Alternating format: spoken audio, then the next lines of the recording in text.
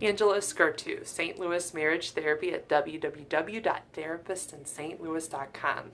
So today I want to talk to you about the two worst things that you can do for your marriage. So the first is sarcasm.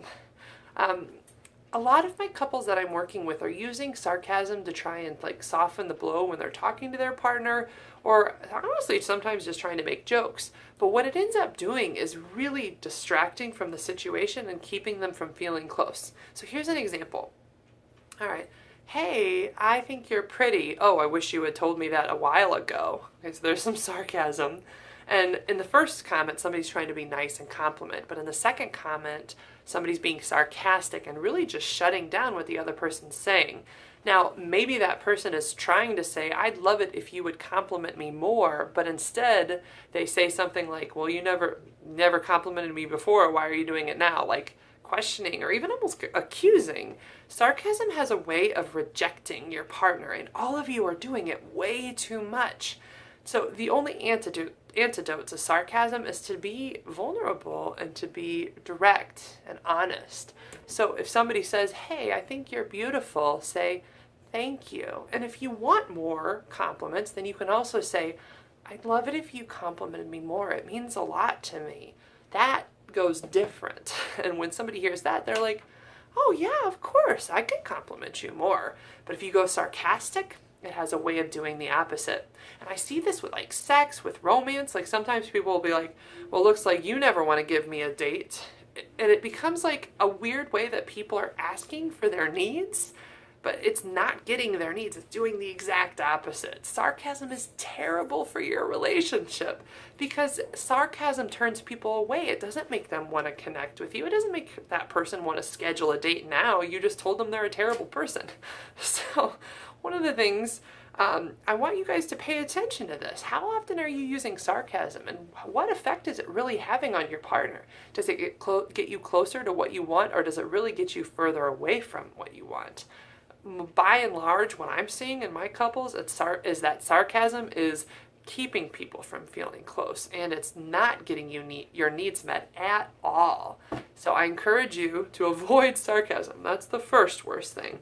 But the second one, and even bigger, is they're not spending time together.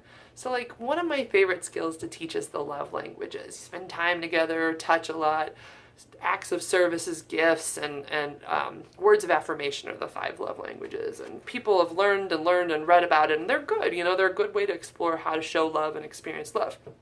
But the problem is, if you don't have time to spend with each other, you can't do any of them. If you don't have time to spend with each other, you can't have sex. If you don't have time to spend with each other, you can't go on a date. All the things that you need to be happy in this life require time. Concentrated effort spent alone with your partner. Yes, alone. That doesn't mean you can't spend time with the family, but the reality is most of you spend more time with your families and at work than you do alone as a couple. And it's ruining your marriage. Almost all of you, it's ruining your marriages. And I don't think you mean to do this, but I think we live in a workaholic nation, and I think as a culture we value workaholism. And so instead of going home and shutting everything off and spending time together, talking, connecting, maybe going out on your porch and having a glass of wine, or even just sitting and relaxing together, whatever. You don't have to drink. But the point is, instead of doing that, what you're doing is you get on your laptops and you do more work, and then you ignore each other all night. I don't know how you can have a good marriage if you don't spend any time together, if you don't talk together, if you don't smile at one another, if you're ignoring each other with a screen. And it's not just your computers. I see people doing it with their phones. I see people doing it with TV, apps, whatever it is.